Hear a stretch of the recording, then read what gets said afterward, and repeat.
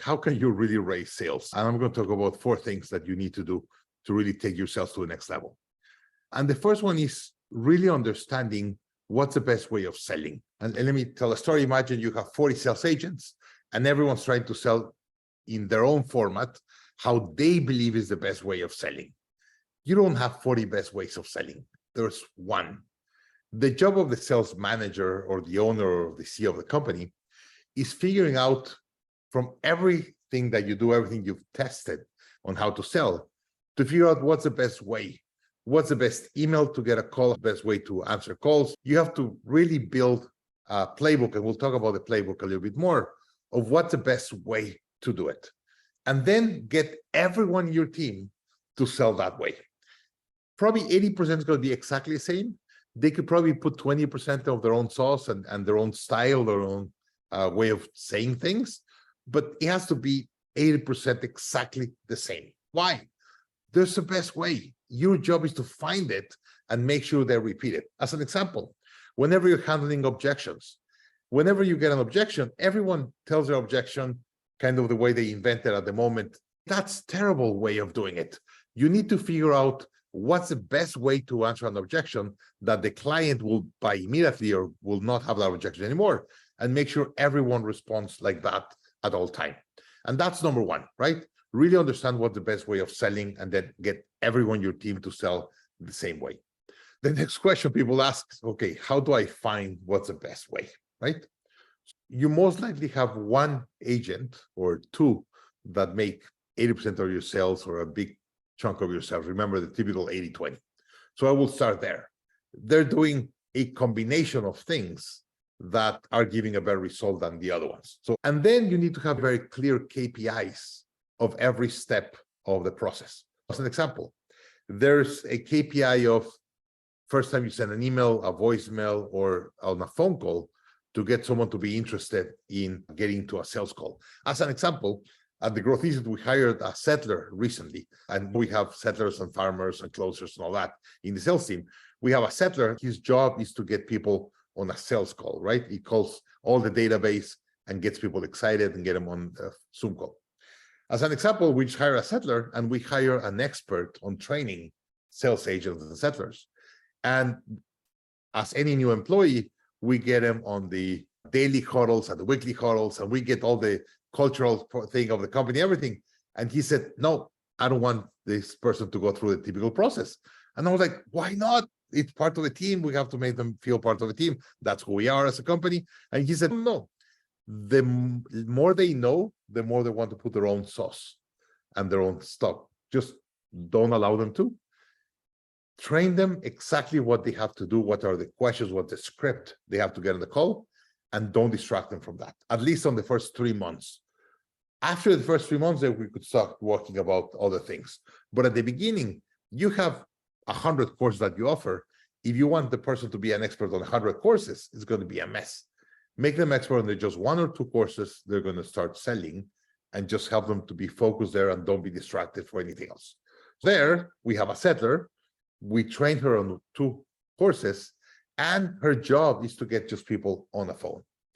And we gave her a structured set of questions or a process to really understand why that person is interested in buying, what problems are they having, all that.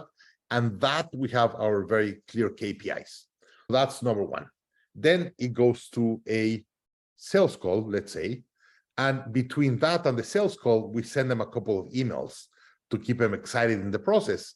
And on those emails, we know open rate, click-through rate, heat maps, and all that. And based on that, we understand what call to actions are working, what information in the middle is keeping them engaged for them to come to a sales call.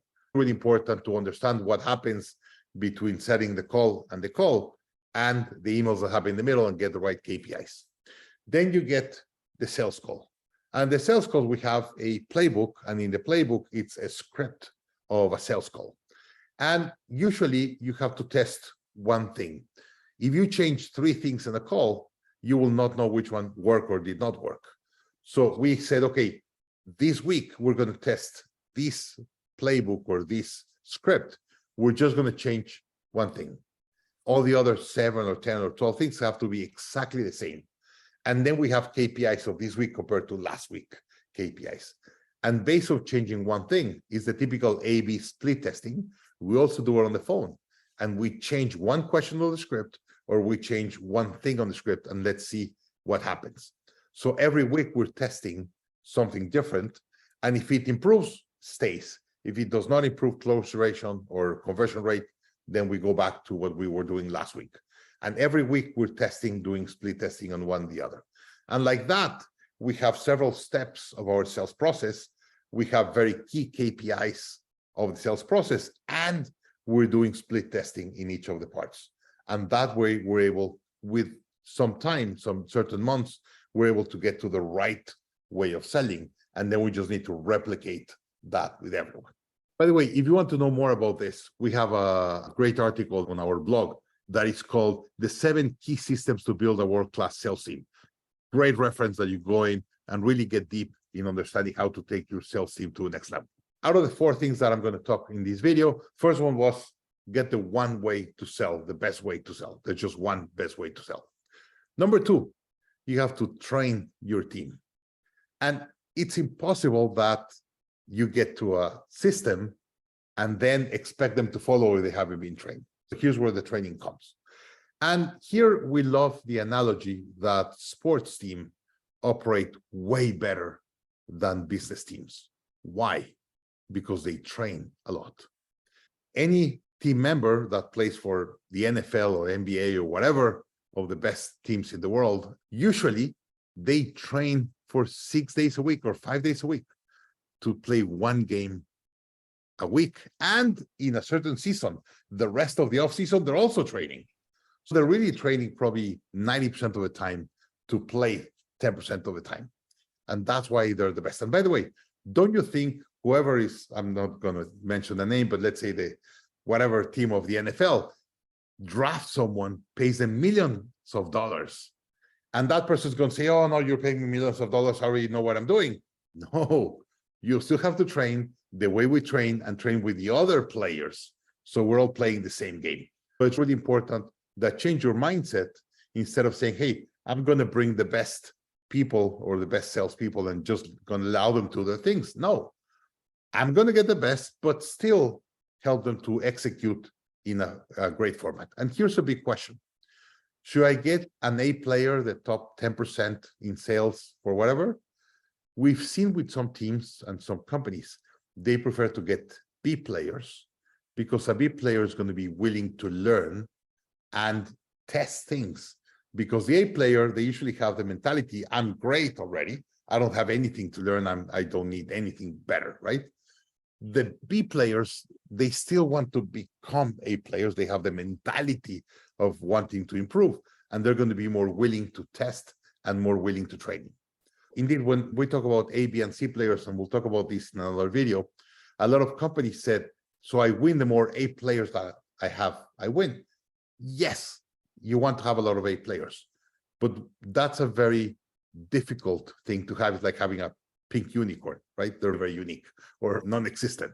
If you depend your company of being successful having a pink unicorn, most likely you will not be successful. What we tell companies is the best you can do is having a lot of B players wanting to become A players, a lot of B players with a plan to become A players. And because you're training them and helping them be successful in your company, in your culture, with your tools, the probability of them staying with you is much higher. If you bring someone from the outside that is already what they believe an A player and be amazing, they know they could be amazing anywhere else and they're going to be moving around. And most importantly, they will not want to train and learn with you and your company. Getting B players, we think it's much better to train them. So let me go back to training. Remember, sports team runs much better than executive teams because they train. Get B players that want to become A players, that have the attitude that they want to be the best, and then get them to train. And here's one thing that I love with Jack Daly. It's our faculty at the Growth Institute, that he said, hey, we're going to train you at least an hour a week. And it's part of the job offer. So everyone, wow, I'm going to have free training or training all the week. Get them on training. Yes, they give some training, but every week they get them in triads to train on their own.